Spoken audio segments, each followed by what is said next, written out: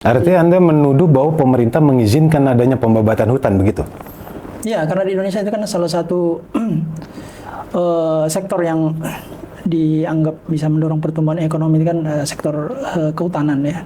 Berarti Anda menyatakan bahwa ini jelas ada keterkaitannya ya terhadap legalisasi pembabatan hutan tadi yang berdampak kepada banjir bandang, begitu? Ya, jadi kalau di Aceh, di Sumatera Utara, Sumatera Barat, ini kan dari salah satu dari top 10 provinsi yang mengalami deforestasi dalam 20 tahun terakhir ya. Jadi kalau yang paling tinggi itu kan Riau, Kalimantan Barat, Kalimantan Tengah, Kalimantan Selatan gitu. Baru kemudian Sumatera Utara dan Aceh dan Sumatera Barat gitu. Kalau nggak salah di Sumatera Utara itu sekitar 1,6 juta ya, hektar yang sudah hilang akibat perkebunan kemudian pertambangan, yang itu perkebunan pertambangan ini legal gitu.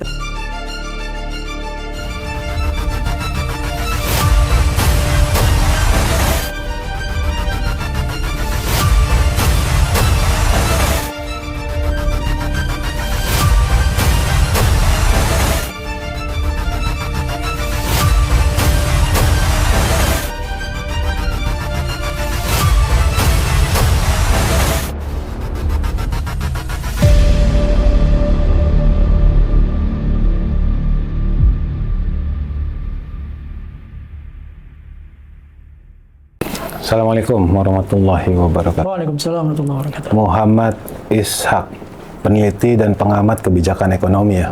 Betul, betul. Baru-baru ini kita tahu ada bencana ya di negeri ini ya, terkait dengan bencana banjir bandang di Sumatera. Yes. Ada tuduhan terkait dengan illegal logging yang terjadi di wilayah terdampak bencana, terutama di wilayah Sumatera ya, Tapanuli Tengah. Bagaimana menurut pandangan Anda, apakah benar adanya kejadian itu?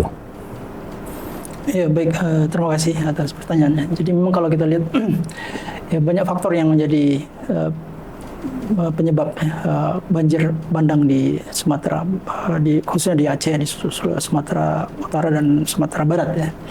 Dan salah satu yang dituduhkan adalah adanya illegal logging gitu. Tapi menurut saya yang penyebab paling utamanya adalah legal logging gitu. Jadi pembabatan hutan yang dilakukan secara legal, yang mendapatkan restu atau izin dari pemerintah. Artinya Anda menuduh bahwa pemerintah mengizinkan adanya pembabatan hutan, begitu?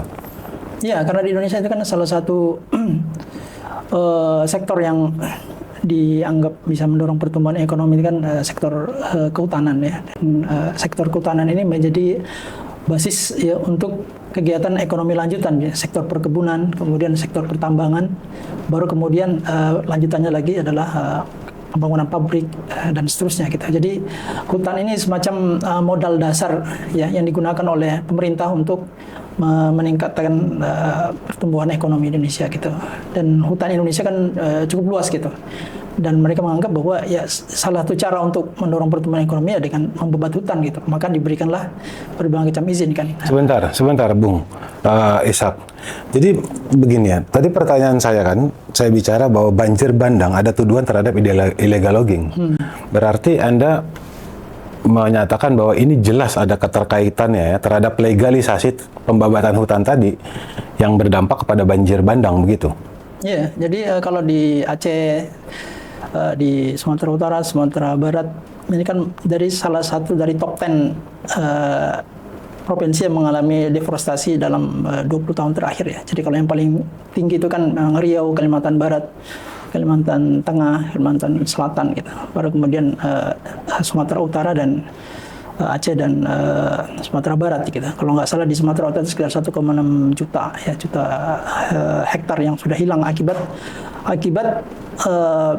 perkebunan kemudian pertambangan, yang itu perkebunan pertambangan ini legal gitu, mendapatkan izin. Kalau pertambangan kan izin usaha pertambangan dari Kementerian SDM.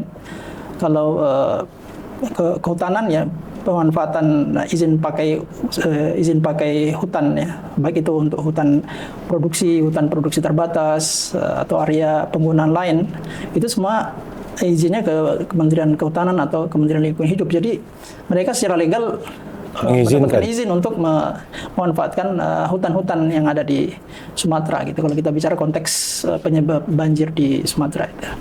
Jadi mereka lah yang menebang secara legal gitu. Pertama mereka memanfaatkan kayu-kayu yang di loggingnya ya. Jadi kayu-kayu yang dari hutan-hutan ini ya, apalagi Bukit Barisan ini kan cukup besar ya kayu-kayunya. Kalau kita lihat di video-video viral itu kan diameternya cukup besar ya. Kemudian setelah mereka membabat hutan ini untuk kemudian dijual kayunya, bayangkan aja kalau misalnya satu kayu itu 1 juta gitu. 1 hektar itu ada 500 kayu kan, 500 juta 1 hektar. Gitu. Kalau izinnya sampai 100.000 hektar ya. Seperti izinnya Luhut ya, Toba Pulp itu kalau nggak salah sampai 150 ribuan hektar gitu. Jadi mereka mendapatkan restu dari pemerintah untuk mengambil kayunya, kemudian dari kayu itu kalau hutan produksi itu mereka bisa menanam misalnya tanaman akasia untuk dijadikan sebagai bahan baku kertas gitu. Ada juga yang menggunakan untuk misalnya hutan produksi konversi. Jadi hutan itu memang diizinkan untuk dijadikan sebagai perkebunan kelapa sawit. Ya, saya rasa dalam ekonomi kapitalis yang ada sekarang ini ya, artinya di negeri ini sumber daya alam termasuk perhutanan kan memang jadi satu jadi satu andalan ya untuk bisa mendapatkan pundi-pundi keuntungan bagi sebuah negara gitu ya. Karena kita tahu ya Indonesia memang punya akses dan punya source terhadap kehutanan itu. Ya kita punya lahan yang besar ya, dan hasil alam yang bagus gitu, dan itu sangat menguntungkan sebetulnya. Jadi apa yang salah gitu dalam konsep ekonomi kapitalis ya, memang kita memanfaatkan sumber daya alam itu menjadi sebuah keuntungan bagi negeri kita. Iya. Jadi memang ya seperti halnya tanah ya, air, udara, hutan itu kan memang basis berproduksi ya. Kita nggak mungkin bercocok tanam kalau nggak ada tanah kita. Kita juga nggak mungkin punya sawah kalau kita tidak menebang hutan kan. Karena dulunya itu kan semuanya tertutup oleh forest kan, oleh hutan. Dan sebagian diambil untuk jadikan lahan persawahan gitu. Dan juga tidak mungkin ada pertambangan kalau tidak ada memanfaatkan mengeruk tanah kan, mengeruk tanah kemudian, dan sebagian wilayah-wilayah pertambangan itu ada di hutan gitu. Jadi ya kalau ketika ada sumber daya alam ya, kemudian sumber daya hutan itu pada dasarnya ya, kalau secara normatif ya, secara general orang akan mengatakan bahwa dia memiliki potensi ekonomi yang besar gitu. Dan tidak ada yang melarang sebenarnya, tidak ada yang melarang untuk memanfaatkan hasil hutan, memanfaatkan air ya, alam, kemudian memanfaatkan tanah. Persoalannya adalah proses pemanfaatannya itu yang harus terukur gitu. Terukur bagaimana maksudnya? Terukur itu maksudnya secara teori ya, secara teori itu dalam ilmu kehutanan misalnya atau ilmu lingkungan sudah ada yang disebut dengan daya dukung alam gitu. Jadi misalnya nih ya, kalau kita agak sedikit lompat ya, kebetulan saya orang Sulawesi gitu, di kepulauan kecil ya, atau mungkin yang viral kemarin Raja Ampat ya, Pulau Gap misalnya, itu kan pulau kecil, kemudian ada izin usaha pertambangan di situ, dan itu seluruh kawasan pulau itu ditambang gitu. Dan ini secara teori nggak boleh, karena daya dukung dari pulau kecil itu kan dia untuk menyerap air ya, untuk vegetasi. Tapi kalau semuanya ditambang, orang hidup dari mana? Secara teori tidak boleh, tetapi pemerintah sudah mengizinkan. Artinya Anda mengatakan bahwa pemerintah melakukan kesalahan begitu terhadap pengeluaran izinnya. Ya, jadi kalau di Indonesia itu memang secara ada yang aturan ideal, ada yang real kan. Kalau kita lihat juga misalnya kembali ke pemberian izin hutan ya, dan untuk izin usaha pertambangan yang diberikan oleh pemerintah itu memang biasanya kan kalau secara formal dia harus memiliki analisis mengenai dampak lingkungan kan. Jadi AMDAL ini yang dijadikan sandaran gitu. Apakah kegiatan perkebunan atau kegiatan pertambangan ini tidak memberikan dampak negatif ya terhadap lingkungan atau terhadap masyarakat, juga tidak memberikan kerusakan terhadap penghidupan masyarakat lokal gitu kan. Tapi persoalannya adalah kadang-kadang izin-izin yang dibutuhkan ini, jadi mungkin bagi sebagian orang izinnya terlalu berat kan. Maka kemudian karena governance di Indonesia itu buruk gitu. Jadi salah satunya adalah korupsinya tinggi gitu. Jadi misalnya perizinan-perizinan yang awalnya adalah secara normatif bisa membantu ya untuk agar tidak terjadi kerusakan alam yang masif gitu. Misalnya dia tidak boleh menambang tadi, dia tidak boleh menambang atau membuat kegiatan perkebunan kalau secara analisis lingkungan itu merugikan. Misalnya dia mencemari sungai, merusak hutan gitu kan secara masif dan bisa mengakibatkan banjir. Maka itu nggak boleh dilakukan kan. Nah, jadi kalau namun itu bagus gitu secara ideal, tapi banyak prakteknya itu AMDAL ini dibuat abal-abal gitu. Ya. Secara tidak langsung Anda menuduh berarti bahwa adanya indikasi permainan di pemerintah ya terkait dengan pengeluaran izin begitu. Oh iya, banyak sekali. Jadi dan itu sudah dibuktikan oleh yang terungkap ya. Seperti ini kan sebenarnya seperti gunung es gitu di lautan gitu. Yang kelihatan cuma pucuknya tapi ini di bawah lebih banyak lagi. Tapi misalnya yang paling kelihatan ya. Misalnya Dirjen Minerba di periode Jokowi itu ada, seingat saya ada 2 itu ditangkap karena terbukti melakukan terbukti korupsi. Yang satunya di PT Timah yang 300 triliun itu, kemudian satunya lagi yang di Sulawesi Tengah ya, di Mandiodo itu. Artinya secara hukum legal sekarang mereka terbukti bahwa mereka bermain gitu, melakukan kegiatan KKN kan dengan para pelaku usaha pertambangan gitu. Nah, termasuk juga kalau kita lihat di Sumatera itu kan setelah adanya banyak kritik terhadap perkebunan kelapa sawit, kemudian juga PLTA, kemudian juga pertambangan emas di Minang Sori, di Tapanuli itu kan dihentikan kan. Nah, artinya mereka itu baru bergerak setelah ada kritikan gitu.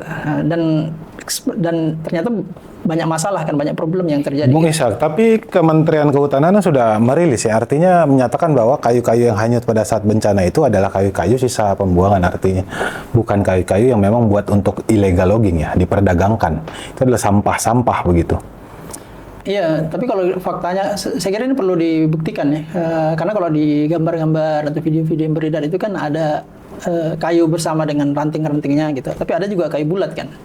Dan bahkan ada yang ada capnya gitu, ada marknya. Artinya kalau kayu-kayu bulat nggak ada marknya berarti sudah diolah gitu. Tapi poinnya adalah mungkin orang beralasan bahwa itu sudah mendapatkan izin dari pemerintah gitu. Jadi mungkin legal gitu, tapi dia terbawa arus hujan yang sangat sangat deras gitu. Sehingga orang mengatakan sebenarnya tidak ada yang salah, sebenarnya yang salah ya karena faktor curah hujan yang tinggi aja sehingga kayu-kayu legal itu kemudian jatuh ke bawah gitu. Tapi ya kalau yang kita persoalkan adalah pemberian izin hutan yang legal ini kemudian banyak yang bermasalah gitu. Ya artinya ini kan bencana yang tadi Anda sempat singgung bahwa memang curah hujan tinggi dan tidak ada satupun manusia yang bisa kontrol curah hujan itu kan. Ya izin itu diberikan ya karena memang sudah memenuhi standar-standar aturannya. Cuma karena adanya faktor cuaca yang akhirnya menyebabkan ini. Ya saya rasa sah-sah saja ya. Artinya kan adanya faktor X ya, force major kalau di dalam sebuah aktivitas ya. Nah itu kan rasanya tidak elegan ketika dikaitkan dengan adanya aktivitas industri ya di wilayah itu. Kemudian dikait-kaitkan. Ya, tapi faktanya sudah terjadi banjir kan, dan itu tidak separah terjadi di negara lain gitu. Meskipun curah hujannya sama. Tapi itu kan perlu audit gitu untuk membuktikan apakah pemberian izin itu tidak sesuai prosedur atau sesuai prosedur kan kita. Tapi saya ingin memberikan komparasi gitu, misalnya izin pemberian izin, karena yang mengeluarkan izin usaha pertambangan, izin pemanfaatan, izin pakai hutan itu kan pemerintah sendiri kan, Kementerian SDM, KLHK dan seterusnya. Di kasus di Kalimantan atau di Sulawesi misalnya, yang sekarang lagi marak pertambangan nikel, itu fix gitu. Banyak sekali kasus-kasus di mana misalnya perusahaan-perusahaan pertambangan itu berdiri tanpa AMDAL.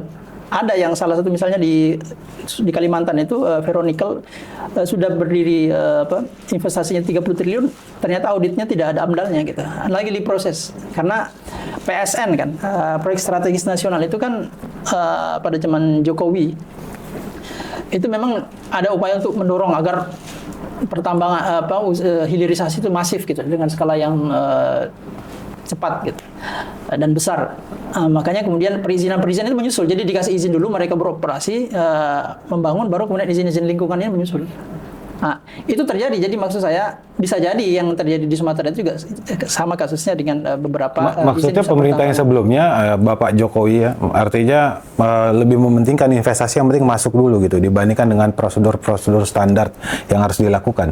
Iya, karena memang dari sisi perizinan ya, jadi sisi perizinan itu banyak yang bermasalah gitu. Jadi prosedur-prosedur yang dibuat itu ya banyak yang bermasalah gitu. Maksudnya dia karena faktor korupsi tadi sehingga aturan-aturan itu diterabas.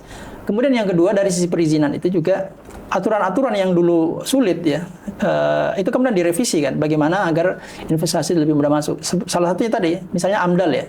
Dulu itu AMDAL di sebelum Undang-Undang Omnibus Law itu dia itu pembuatan AMDAL itu harus melibatkan aktivis lingkungan, kelompok-kelompok pegiat lingkungan. Jadi orang yang mengerti. Ya, misalnya orang-orang yang punya kepedulian terhadap lingkungan gitu. Bukan hanya masyarakat lokal, kan kadang-kadang tambang itu kan di wilayah-wilayah masyarakat pedesaan atau pegunungan yang mungkin tidak terlalu memahami apa itu dampak pertambangan kan, apa dampak perkebunan gitu. Nah, itu dihapus. Jadi hanya melibatkan orang-orang masyarakat terdampak secara langsung. Nah, itu juga contoh ya bagaimana perizinan pertama sudah diterabas ya, potensi korupsinya juga ada banyak bukti. Kemudian yang kedua itu izin itu dipermudah sedemikian rupa, termasuk tadi proses AMDAL itu bisa bersamaan dengan proses pembangunan gitu, pembangunan smelter seperti tadi yang kasus infrastruktur ya.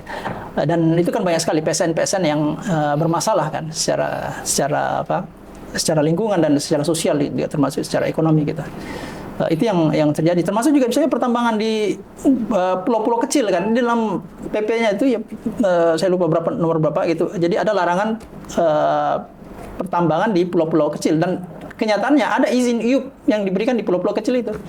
Salah satu yang saya ingat itu di kayak Pulau Wawena ya, dan Sangihe dan seterusnya gitu. Oke, Bung Ishak, berkali-kali Anda katakan bahwa perizinan AMDAL. Kalau begitu siapa yang bertanggung jawab terhadap ini? Ya, yang mengeluarkan izin. Contohnya? Ya, Kementerian SDM lah. Kementerian SDM kalau pertambangan. Apakah dia berdiri sendiri bertanggung jawab Kementerian SDM ini? Ya. Dan itu hanya sebatas pertambangan, sementara yang lainnya kan? Ya, jadi sebenarnya SDM ini kan eksekutif kan. Eksekutif itu menjalankan aturan atau regulasi yang dibuat oleh legislatif. Jadi misalnya kalau kita bicara Undang-Undang Minerba atau Undang-Undang Cipta Kerja tadi itu yang mempermudah perizinan ya investasi, itu kan berarti yang membuat adalah anggota DPR gitu. Bagaimana misalnya Undang-Undang Minerba tahun 2020 ya, itu kan dibuat untuk memperpanjang izin beberapa perusahaan-perusahaan tambang yang mau habis kan. Di antaranya adalah perusahaan seperti miliknya Kaltim Primakol gitu misalnya, atau perusahaannya Boy Thohir dan seterusnya gitu. Jadi DPR lah saya kira bertanggung jawab gitu, karena dia membuat satu regulasi yang memberikan kemudahan investasi yang dibuat loss gitu, dibuat tidak rigid, tidak ketat gitu. Nah, kemudian dari sisi eksekusinya, artinya kan dia berbekal regulasi ini kan diturunkanlah pemerintah, eksekutif, peraturan pemerintah, ya, kemudian peraturan Bu Menteri dan seterusnya di bawahnya. Nah, itu juga semakin mengikuti aturan induknya gitu. Nah, belum lagi kalau tadi dalam pelaksanaannya ada praktek KKN dan itu banyak terbukti di lapangan gitu. Kalau dulu di pemerintah ada sebelum izin usaha sebelum Omnibus Law itu kan izin pertambangan, izin perkebunan itu di daerah kan. Jadi yang meraup, yang banyak melakukan korupsi adalah para bupati-bupati dan gubernur. Sekarang ketika Omnibus Law itu ditarik ke pusat, sehingga yang pusat epicentrum korupsi perizinan itu ada di kementerian-kementerian yang teknis yang berkaitan dengan perizinan itu tadi gitu. Jadi bupati dapat apa sekarang? Ya pajak gitu, PAD. Artinya ada indikasi bermain juga untuk penguasa-penguasa daerah. Kalau sekarang memang kalau di sistem karena dulu otonomi izin itu ditarik ke sentralisasi ya. Jadi mereka mengandalkan dana bagi hasil gitu. Jadi dana bagi hasil untuk pertambangan, dana bagi hasil perkebunan, dana bagi hasil misalnya perikanan dan seterusnya gitu. Jadi semakin besar kegiatan eksplorasi tambang di satu wilayah, ya misalnya di Sulawesi Tenggara di tempat tinggal saya itu, dia akan mendapatkan dana bagi hasil yang besar gitu dari pemerintah. Gitu. Ya. Baik, saya lihat ya juga ya, Walhi sudah merilis ada 7 perusahaan yang siap untuk untuk harusnya bertanggung jawab begitu ya, terkait dengan banjir bandang yang ada di Tapanuli. 7 perusahaan itu yang tadi sudah Anda singgung berkali-kali, ada yang PLT, ada yang perkebunan, ada kelapa sawit, dan juga ada emas ya. Artinya, dan 3 saat ini sudah dinonaktifkan. Nah, apakah ini juga terkait dengan pemerintah pusat tidak menyatakan bahwa ini adalah bencana nasional agar hal yang seperti ini itu tidak didalami begitu, tidak ditindaklanjuti sebagai salah satu penyebab banjir bandang? Karena kita lihat kalau bicara izin, berkali-kali Anda sampaikan bicara izin, maka yang keterkaitan itu hampir semua ya, artinya kementerian, pemerintahan pusat, pemerintah daerah, semua bisa terlibat. Dan ini bisa ya bahaya ya artinya ya. Dan ini tuduhan yang serius jika memang demikian. Ya, saya mungkin tambahkan sedikit ya sebelum menjawab pertanyaan terakhir ya. Jadi di samping perizinan juga pengawasan ya. Maksud Anda? Pengawasan. Jadi pengawasan itu kan jadi ketika sudah beroperasi bisa jadi dia kalau kasus izin pakai hutan tadi atau izin usaha pertambangan, kan bisa jadi izinnya pertambangan di situ ya. Tapi dia bisa melakukan lebih daripada yang diizinkan. Misalnya melakukan ilegal, mengambil kayu-kayu di hutan sekitarnya. Kalau dulu hutan produksi terbatas gitu, dia hanya bisa menebang beberapa jenis pohon. Itu dengan area terbatas yang sesuai izin, dia bisa masuk ke hutan konservasi, hutan lindung bahkan. Jadi karena tidak ada pengawasan, kalau budget ya negara kita kan sangat terbatas untuk pengawasan. Jadi hutan itu tambang-tambang itu kan karena tengah hutan kan, dan itu jarang sekali pejabat pemerintah pusat atau pemerintah daerah yang bisa mengawasi secara praktik. Gitu. Kalaupun mereka melakukan pengawasan, ya akan sangat sulit tengah hutan tidak ada tawar menawar gitu.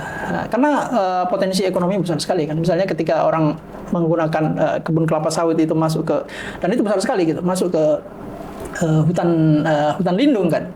Sebenarnya kan hutan lindung itu, hutan konservasi nggak boleh ditambang, nggak boleh dijadikan area perkebunan, tapi faktanya kan banyak sekali kan. Makanya kemarin itu ada pemutihan dari kalau nggak salah Jokowi atau Prabowo yang 1,7 juta hektar kelapa sawit yang ilegal tadi itu kemudian diputihkan gitu. Jadi pemerintah itu mengalah kepada korporasi-korporasi yang sudah melanggar. Nah itu makanya tadi bukan hanya berarti perizinan, pengawasan, tapi juga penegakan hukum.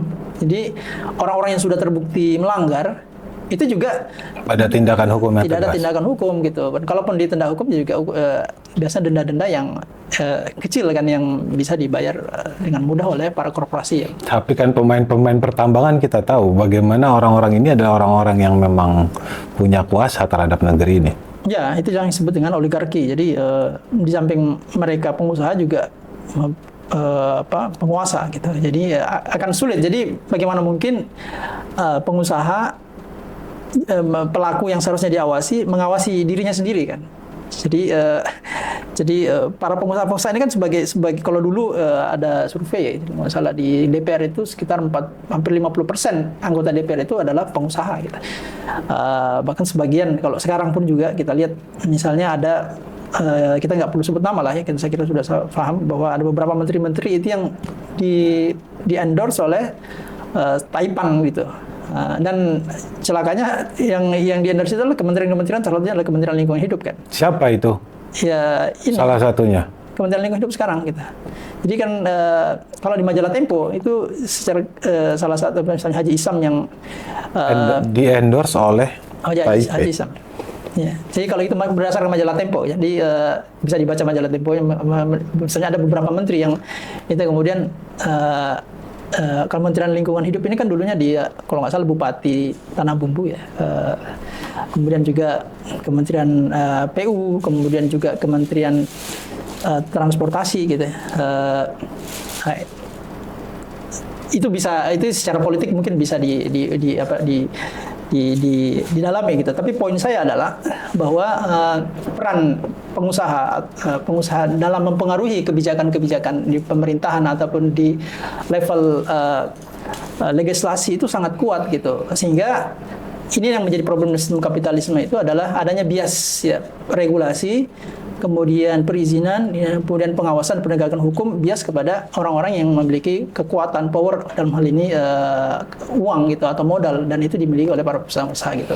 Dan menurut saya sah-sah saja kan, artinya memang kita butuh orang-orang demikian untuk menggerakkan roda perekonomian kan? Ya, kalau dengan cara yang benar. Ya. Tapi masalahnya kan terbukti kan banyak kegiatan-kegiatan pertambangan ya. Perkebunan yang itu justru mengambil tanah-tanah ulayat, tanah-tanah adat, tanah-tanah masyarakat, kebun-kebun rakyat gitu. Bahkan tadi masuk sampai kebun hutan lindung ya, kemudian hutan konservasi. Bahkan kalau yang di pertambangan tadi itu ya, kita lihat misalnya kalau tambang nikel itu banyak perusahaan-perusahaan nikel yang di Raja Ampat lah misalnya, bagaimana tambang itu di daerah yang masuk dalam cagar budaya gitu. Nah, ini kan sebenarnya nggak boleh gitu. Atau di Pulau Wawone tadi itu, atau Pulau Sangihe tadi. Mereka menambang di wilayah yang tidak boleh gitu. Dan mereka mengeruk kekayaan yang luar biasa besarnya, mendapatkan keuntungan dan menjadi taipan-taipan kan. Kalau kita baca yang Forbes top 50 richest men in Indonesia itu kan ya, yang masuk itu adalah orang-orang pengusaha-pengusaha, kalau nggak sawit, tambang kan. Ya mungkin ada 1-2 yang banking ya, atau juga ada yang data center, tapi mayoritas adalah memiliki lini usaha di sektor pertambangan dan perkebunan kita. Baik, Bung Ishak. Lantas Anda sudah jabarkan tadi kesalahan-kesalahan. Menurut Anda terus apa solusinya? Karena kalau bicara pengawasan, bicara izin gitu ya, dan yang terkait saya bilang berkali-kali bahwa yang terkait akan banyak sekali gitu ya. Yeah. Jadi bagaimana solusinya supaya ke depan itu tidak ada banjir bandang lagi seperti yang ada yang disebabkan oleh kelalaian ya, terkait dengan izin gitu, pelegalan, penebangan hutan, deforestasi dan lain sebagainya. Ya, menurut saya itu yang paling banyak faktor yang perlu diperbaiki ya, dan memang membutuhkan perubahan yang fundamental kita.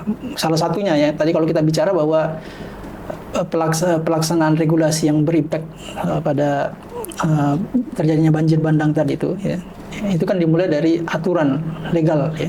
Di aturan ini kalau kita lihat memang dibuat oleh manusia kan. Dalam sistem demokrasi memang ruang aturan-aturan itu bias pada kepentingan pemodal itu sangat besar gitu di Amerika Serikat, di Eropa, dan termasuk di negara berkembang seperti Indonesia. Undang-undang itu dibuat memang sangat bias pada kepentingan pemodal, karena para anggota parlemen ya, anggota senat kalau di negara-negara maju seperti Amerika Serikat itu didanai oleh para pemodal-pemodal ini, dan ketika mereka berkuasa ada semacam utang budi gitu, tanggung jawab untuk mengembalikan bantuan mereka dalam bentuk regulasi yang menguntungkan para supporter ini, para pemodal. Kalau undang-undang tidak dibuat oleh manusia, dibuat oleh siapa? Ya, kalau kita bicara tentang siapa yang punya legalitas untuk membuat undang-undang kan, kalau kita dari sudut pandang Islam ya, sudut pandang Islam kan jelas ya bahwa memang manusia ini secara nature dia memiliki banyak kelemahan gitu. Bahwa di dalam hadis Rasulullah SAW itu disebutkan bahwa manusia itu adalah tempatnya lupa dan salah gitu ya. Dan itu juga sudah dinyatakan di dalam Al-Quran kan. Afa hukmal jahiliyati yabghun wa man ahsanu minallahi hukman liqaumin yuqinun. Apakah hukum jahiliyah yang mereka kehendaki, dan siapakah hukum yang lebih baik daripada hukum Allah Subhanahu wa taala. Jadi dalam ayat ini Allah ingin atau secara tidak langsung Allah ingin menyatakan bahwa tidak ada hukum yang lebih baik daripada hukum Allah Subhanahu wa taala gitu. Bukan hukum jahiliyah, maksudnya hukum jahiliyah itu adalah hukum yang dibuat oleh manusia tadi. Innal insana kana zaluman jahula, bahwa manusia itu adalah dalam Al-Qur'an digambarkan orang yang pada dasarnya zalim dan jahil gitu. Oleh karena itu sangat tidak masuk akal secara logika gitu. Kita menyandarkan pembuatan hukum itu kepada sosok atau pihak yang punya banyak kelemahan gitu.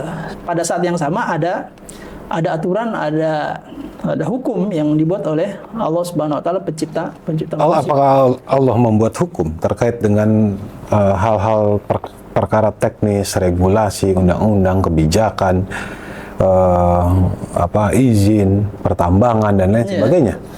Iya, secara detail ya. Detail memang hukum Islam itu prinsipnya dia kamil dan syamil. Jadi dia lengkap dan menyeluruh gitu. Artinya ada. Artinya ya begitu yang dinyatakan di Al-Qur'an kan, al-yauma akmaltu lakum dinakum. Pada hari ini telah kesempurnakan agama. Jadi agama ini telah sempurna untuk mengatur kehidupan manusia gitu, termasuk kehidupan dalam aspek ekonomi, termasuk dalam pertambangan tadi, termasuk aspek perkebunan dan seterusnya gitu. Dan itu dan Islam itu pernah hidup sebagai sebuah sistem selama 14 abad kan, sejak masa Nabi SAW sampai pada pemerintahan Khilafah Utsmaniyah, dan sepanjang masa itu diterapkan gitu, digunakan Islam dijadikan sebagai dasar untuk mengatur kehidupan yang sangat kompleks kan, termasuk tadi masalah pertambangan, masalah perkebunan, dan makanya kemudian di kitab-kitab fikih ada bab yang membahas aturan Islam mengenai pertambangan, aturan Islam mengenai perkebunan dan seterusnya gitu. Jadi tidak ada kekosongan hukum di dalam Islam gitu. Kalaupun tidak ada persoalan baru misalnya AI atau Bitcoin atau apa yang lain yang mungkin pada masa lampau itu tidak ada gitu. Kalau tambang dan kebun kan dari dulu ini bukan penemuan teknologi baru kan, bukan satu metode produksi baru, tapi sudah klasik. Jadi artinya sudah sangat detail aturan-aturan Islam terkait dengan masalah perkebunan dan pertambangan. Terkait misalnya yang baru pun Islam telah menyiapkan mekanisme yang disebut dengan ijtihad kan. Jadi dari aturan-aturan umum yang ada di Al-Quran atau hadis Rasulullah SAW, ijma' sahabat, itu bisa digali hukum-hukum rinci yang tidak dinyatakan atau belum ada sebelumnya gitu. Baik, Bung. Jadi tadi Anda katakan bahwa masalah utamanya ya adalah karena hukum, regulasi hukumnya, pembuat hukumnya itu dibuat oleh manusia. Lantas tadi saya tanyakan, kalau tidak dibuat oleh manusia, siapa yang membuat? Artinya sang pencipta Allah juga telah menentukan hukum itu. Jadi menurut Anda solusi yang paling fundamental adalah harus dipakai aturan yang telah Allah ciptakan, begitu? Dan harus diterapkan. Iya betul. Karena jadi fakta-fakta yang ada sekarang, semua permasalahan yang ada sekarang adalah karena tidak diterapkannya hukum Allah itu. Iya betul. Jadi karena di dalam Al-Quran juga bukan hanya Allah menjelaskan bahwa hukum yang paling baik adalah hukum Allah Subhanahu wa taala, ya, tapi juga Allah juga menegaskan fahkum bainahum bima anzalallah wa la tattabi' ahwahum. Berhukumlah kepada hukum Allah dan janganlah ikuti hawa nafsu mereka. Mereka itu kan manusia kan. Jadi bukan hanya Allah sudah menyiapkan aturan, ya. Tapi Allah memerintahkan untuk mengikuti aturan itu, enggak seperti pilihan, ini ada aturan Allah, ini buatan manusia, terserah, karena hukum Allah yang lebih baik dibanding hukum buatan manusia, silakan pilih yang kalian anggap baik. Tapi Allah mengatakan ini aturan Allah yang paling baik, ikuti aturan itu dan jangan ikuti aturan buatan manusia kita.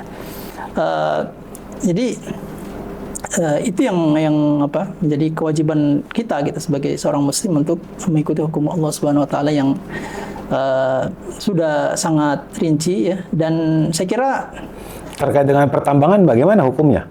Bisa Anda jelaskan sebentar, sedikit mungkin? Iya, jadi terkait dengan pertambangan ini kan juga seperti yang kita diskusi di awal tadi. Jadi salah satu dia masuk ke dalam pembahasan tentang tanah sesungguhnya. Jadi tanah-tanah di dalam Islam. Jadi sumber kegiatan ekonomi itu kan ada pertanian, pertanahan ya, kemudian juga ada manusia gitu, kemudian ada juga ada modal gitu. Tanah ini kan ada yang terkait yang bisa dimanfaatkan untuk kegiatan pertanian, ada yang kegiatan untuk pertambangan, ada yang untuk fungsi yang lain, misalnya untuk perumahan atau perindustrian. Nah, maka Islam telah menetapkan gitu bahwa tanah-tanah, ada juga yang tadi kehutanan gitu. Islam misalnya memberikan beberapa aturan gitu. Jadi misalnya di dalam satu hadis Rasulullah SAW yang cukup populer ya. Jadi misalnya Nabi SAW bersabda, "An-nasu syurakan fi salas alma wal kala wan nar." Manusia itu berserikat pada 3 hal, air, api, dan al-kala. Jadi al-kala di sini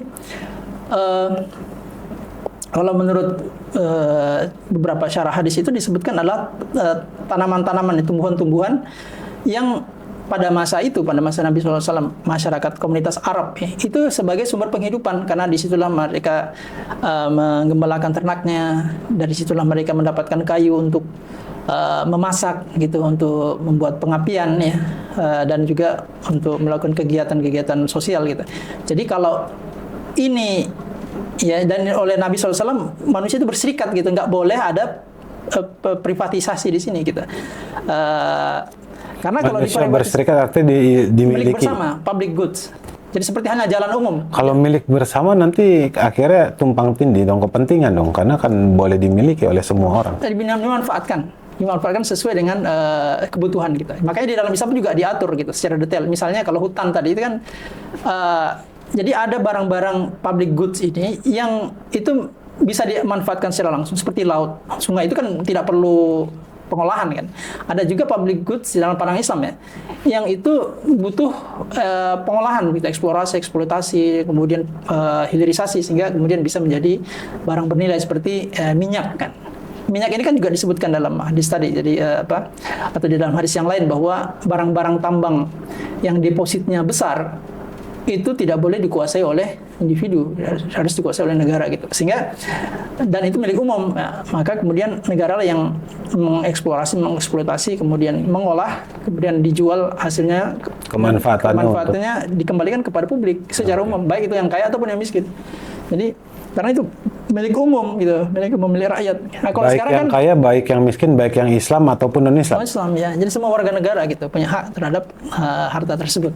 Nah, dan ini beda dengan konsep sekarang. Kalau konsep sekarang kan begini, coba kita bayangkan ya. Pertambangan kayak seperti batu bara gitu. Batu bara itu kan ya meskipun sekarang jadi konflik ya di Saldo Ormas ya. Batu bara itu biaya produksinya itu tidak besar gitu.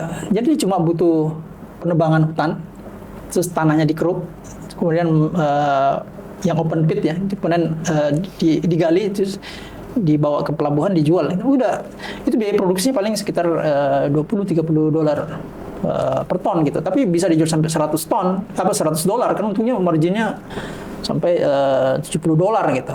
Ini kan sangat besar kan. Kalau misalnya sebagai daerah penghasil, saya rasa itu sah-sah aja kan, diuntungkan kita. Iya, maksudnya gitu. Poinnya adalah karena privatisasi maksudnya. Poinnya adalah yang $70 keuntungan itu masuk ke orang-orang tertentu tadi, yang para elit-elit politik, pengusaha-pengusaha yang diberikan privilege oleh negara.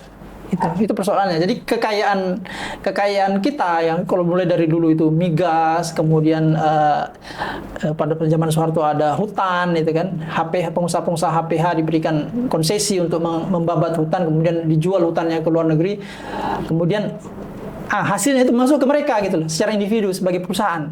Tidak mengalir ke rakyat. Karena privatisasi. Sama kan tadi. Artinya Islam tidak begitu?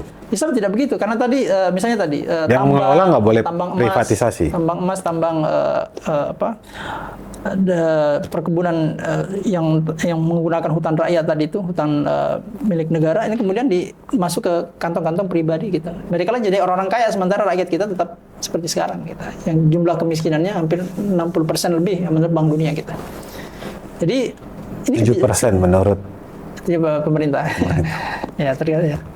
Oke, baik Bung Ishak, terakhir mungkin. Silakan Anda sampaikan mungkin baik itu masukan atau solusi kepada penonton atau mungkin kepada pemerintah, silakan. Ya, jadi untuk menyelesaikan ya, jadi persoalan-persoalan lingkungan tadi ini. Jadi ini hanya salah satu sebenarnya dari sekian banyak persoalan-persoalan dalam kehidupan bermasyarakat dan berbangsa dan bernegara di Indonesia ya. Jadi salah satu problem utamanya adalah karena kita tidak menerapkan sistem yang berasal dari Allah Subhanahu wa taala. Jadi secara keyakinan kita percaya bahwa Allah Subhanahu wa taala itu tidak hanya menciptakan alam semesta dan manusia dan lingkungan ya, seperti yang kita nikmati sekarang, tapi juga Dia menciptakan aturan, dan aturan itu sesuatu yang wajib untuk kita ikuti gitu. Dalam segala hal, bukan hanya dalam masalah-masalah yang sifatnya spiritual tadi itu. Tapi pelaksanaannya itu membutuhkan orang-orang yang juga bertakwa gitu, orang-orang yang memiliki integritas. Karena bagaimanapun juga aturan yang baik kalau tidak dijalankan oleh orang-orang yang memiliki ketakwaan, ya kalau dalam bahasa Al-Quran, ya aturan-aturan yang baik ini juga bisa diselewengkan, bisa terjadi korupsi dan seterusnya. Jadi aturannya harus benar, ya, dan individu-individu yang menjalankan aturannya juga harus benar, serta publiknya juga pun harus teredukasi, memiliki pemahaman yang benar, yang selaras dengan aturan-aturan Allah Subhanahu wa taala. Jadi ketika ada penyimpangan oleh pejabat-pejabat, misalnya ketika mereka menyimpang, tidak bertakwa kepada Allah Subhanahu wa taala, misalnya ketika melakukan aktivitas KKN, bisa diluruskan oleh publik kita. Dan saya kira kondisi ideal ini saya kira tidak terjadi sekarang gitu. Kondisi ideal ini sudah pernah terjadi pada masa Nabi Sallallahu Alaihi Wasallam, ya, pada masa Khulafaur Rasyidin dan sampai pada masa Khilafah Utsmani gitu. Jadi saya kira ini menjadi tantangan bagi umat Islam sekarang, bagaimana mengembalikan gitu aturan-aturan Allah Subhanahu wa taala ini bisa ditegakkan oleh orang-orang yang bertakwa dan diawasi oleh masyarakat yang juga bertakwa pada Allah Subhanahu wa taala. Saya kira ini menjadi kewajiban kita bersama gitu. Baik, terima kasih Bung Ishak, Bung Muhammad Ishak. Terima kasih sudah datang di studio kita. Assalamualaikum. Waalaikumsalam.